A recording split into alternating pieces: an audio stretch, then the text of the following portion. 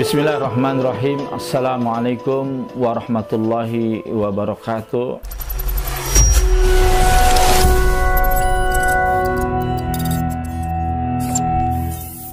Alhamdulillahilladzi hadana lihadza wa ma kunna linahtadiya laula an hadanallah. Asyhadu an la ilaha illallah wa asyhadu anna Muhammadur Rasulullah. Allahumma shalli wa sallim ala nabiyyina Muhammadin wa ala alihi wa sahbihi wa ansarihi wa junudi wa man tabi'ahum bi ihsanin ila yaumiddin, amma ba'd. Hadirin wal hadirat, jamaah, YouTuber, para muhibbin yang dirahmati oleh Allah Subhanahu wa taala. Alhamdulillah, kita telah melewati daripada Madrasatul Kubra.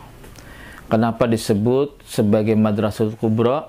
Ramadan adalah Madrasatul Kubra, yaitu madrasah yang besar, sebagaimana yang dikatakan oleh Said Sabiq dalam Fiqh Sunnahnya, bahwa inilah bulan di mana kita ditempa, dilatih, ditarbiyah, dan diuji, dan mudah-mudahan kita menjadi alumni-alumni yang sukses. Ada dua alumni dalam ibadah Ramadan, yaitu alumni yang sukses dan alumni yang tidak sukses. Alumni yang sukses adalah alumni yang kemudian berhasil melalui ujian-ujian tersebut selama 1 bulan penuh, di mana ketika sebetulnya barang yang halal kemudian menjadi hal yang haram dilakukan ketika dilakukan di siang Ramadan. Maka kemudian kita diperintahkan oleh Allah Subhanahu wa taala bagaimana pentingnya bermujahadah, melatih, menempa jiwa sehingga menjadi pribadi-pribadi yang kemudian lulus dalam ujian madrasah ini. Ada beberapa ujian madrasah kali ini. Yang pertama adalah lebih berhati-hati. Allah Subhanahu wa taala berfirman dalam ayatnya yang mengatakan, ya ayyuhalladzina amanu kutiba alaikumusiyam kama kutiba alal ladzina min qablikum la'allakum tattaqun. Salah satu maqasidus syariah, tujuan daripada kita diperintahkan untuk berpuasa adalah la'allakum tattaqun. Dalam bahasa Arab, la'alla adalah harapan, litaraji, ya, untuk harapan agar mudah-mudahan dia bisa menjadi hamba yang bertakwa. Nah, dalam sebuah hadis qudsi Rasulullah Allah Subhanahu wa taala mengatakan, Allah Subhanahu wa taala mengatakan bahwa asyamu li wa ana ajzibih. Puasa itu adalah untukku dan aku sendiri yang akan balas. Kenapa? Karena tidak ada yang tahu seberapa besar kualitas puasa dia kecuali hanya dia dan Allah Subhanahu wa taala. Maka berpuasa tersebut adalah ingin menghadirkan diri kita bahwasanya Allah melihat perbuatan kita, tindak laku kita, dan lain sebagainya. Dan inilah yang kemudian banyak sekali orang yang berpuasa tetapi dia tidak mendapatkan apa yang dia puasakan, kecuali dia hanya lapar dan haus, sebagaimana Rasulullah SAW yang mengatakan wa kam saimin, atau dalam riwayat yang lain dikatakan rubbas saimin laisa lahu min siyamihi idzal jiwal atas. Berapa banyak orang yang berpuasa, ya, dia tidak mendapatkan apa-apa yang dia puasakan kecuali hanya lapar dan haus saja. Kenapa? Di saat yang sama dia tidak memberikan tidak bisa menawan hawa nafsunya, tidak bisa mentarbiyah dirinya sehingga menjadi orang-orang yang sukses di dalam menjalankan ibadah puasa ini. Inilah yang kemudian yang diharapkan oleh Allah Subhanahu wa taala adalah takwa itu sendiri. Ya, mudah-mudahan takwa itu menjadi sebuah hiasan bagi pribadinya di hari-hari yang lain, di bulan-bulan yang lain, di tahun-tahun yang lain. Kenapa bisa demikian? Karena adanya ma'iyatullah, kebersamaan dia dengan Allah, adanya muraqabatullah, adanya pengawasan, adanya waskat, pengawasan yang melekat pada dirinya. Inilah yang kemudian membuat dia lebih berhati-hati. Dan inilah makna daripada takwa itu sendiri. Abu Hurairah di dalam hadis riwayat Imam Abu Dunya pernah bertanya kepada para sahabat-sahabat yang lainnya, apa pendapatmu jikalau kamu melewati suatu jalan yang banyak berkelok-kelok, kemudian banyak lubang, banyak duri, banyak halangan? Lalu para sahabat yang lainnya mengatakan, kami akan berhati-hati ya Abu Hurairah.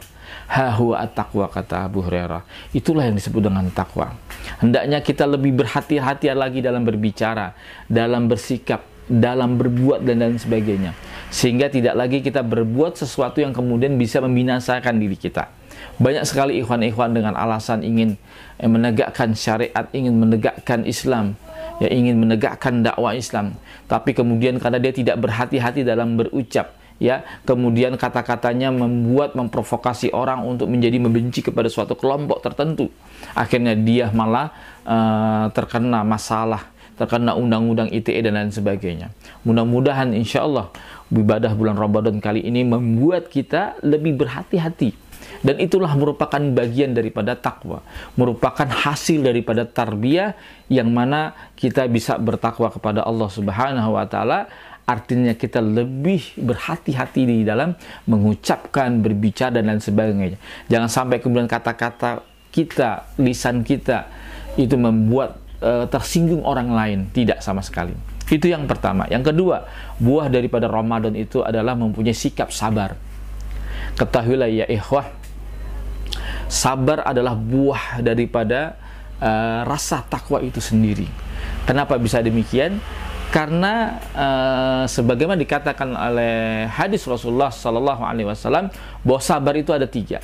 Pertama adalah sabrun ala taat, yaitu sabar di dalam ketaatan kita kepada Allah Subhanahu Wa Taala.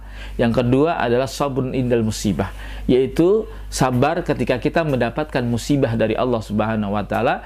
Kemudian yang ketiga adalah as-sabrun sabar di dalam maksiat daripada Allah Subhanahu wa taala. Maksudnya bersabar untuk meninggalkan maksiat dari Allah Subhanahu wa taala. Dan saya akan membahas bagaimana tentang sabrun ala ta'ah, yaitu sabar di dalam ketaatan. Bahwasanya ibadah yang disenangi dan disukai oleh Allah Subhanahu wa taala adalah sedikit tapi dawam. Sedikit demi sedikit tetapi terus istimrariyah. Dia terus berlangsung. Tidak kemudian kita melakukan ibadah, kemudian tidak melakukan ibadah yang lain. Di bulan Ramadan kita digenjot, ya, dipaksa kemudian untuk melakukan ibadah-ibadah yang lainnya. Bahkan kita meningkatkan ibadah-ibadah sunnah, ya, yang lainnya seperti sholat tarawih, qiyamul lail, membaca Al-Quran dan lain sebagainya. Dan itu melatih kita, ya, agar kemudian kita bersabar di dalam ketaatan itu sendiri. Dan itu membutuhkan perjuangan yang tidak ringan. Ya, bagaimana kita kemudian bersabar di dalam ketaatan kita kepada Allah Subhanahu wa taala. Seringkali ikhwah, ya, dalam dakwahnya, dalam ibadah dan lain sebagainya yang mengajak orang untuk taat kepada Allah dan Rasulnya, dia seringkali tidak sabar. Ya, bagaimana saya mempunyai teman, Ustadz, saya ini trauma Ustadz dengan pengajian atau taklim. Kenapa?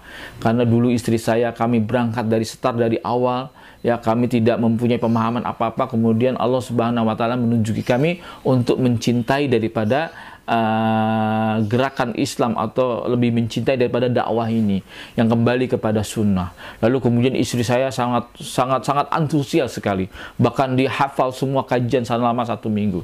Sedangkan saya hanya mempunyai kesempatan di hari Sabtu dan Ahad saja yang mempunyai kesempatan untuk mendatangi majelis-majelis saya. Tadi tidak bagi istri saya. Sehingga ketika istri saya semakin mendapatkan banyak materi, maka di saat itu juga makin banyak masalah. Setiap materi yang dia dapatkan, itulah yang kami ributkan. Sampai sedemikian, sampai kemudian istri saya selalu tidak sabar menghadapi saya. Saya hanya mampu melangkah 1-2 langkah, tapi istri saya sudah melangkah daripada 5-6 langkah. Sehingga akhirnya saya banyak tertinggal. Tapi itu menjadi biang keributan. Dan akhirnya ketidaksabaran istri saya menyebabkan kami harus berpisah. Ya, ternyata setelah itu saya ketika mendapatkan WhatsApp, mendapatkan broadcast dan sebagainya, saya tidak trauma dengan kajian-kajian tersebut.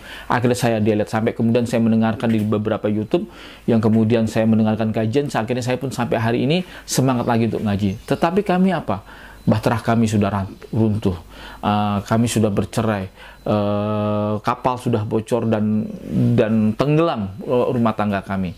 Dan itu akibat ketidaksabaran kita di dalam ketaatan kita kepada Allah Subhanahu wa taala.